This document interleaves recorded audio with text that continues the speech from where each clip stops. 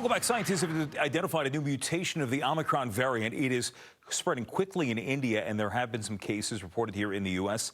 Let's talk about the new strain with global health expert Dr. Yalda Safai, who's live with us here on Fox 5. Doc, it's good to see you again. Good to see you. Thank you for having me. We have talked about BA4. We've talked about BA5. Where do things stand right now? And we mentioned this outbreak in India. What are we seeing?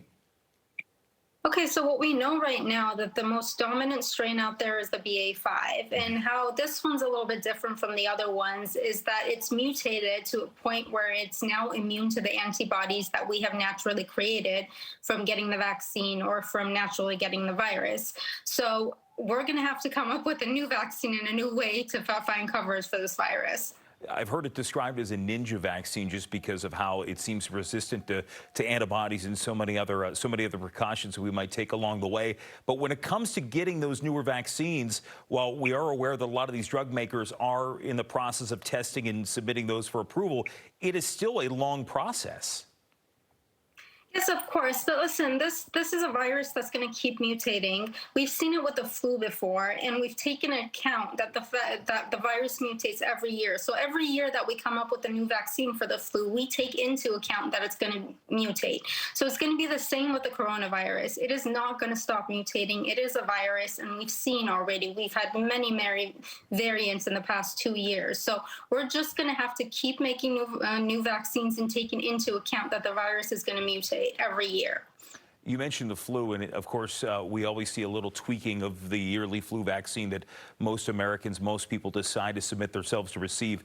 A question came up here in the studio just a little while ago. I mean, do you foresee a time, and I know it's obviously tough to predict the future, but we're going to be dealing with variants of some way, shape, or form for a long while here?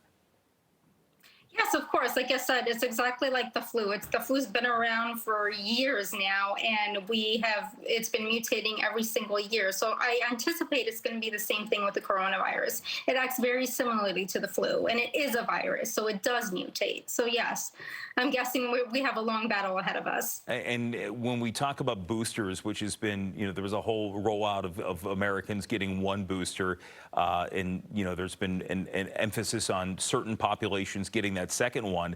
But as mentioned, you can have all the boosters you want. If you have a variant that's not going to react and not going to fade in the face of whatever antibodies our bodies create, it really doesn't matter.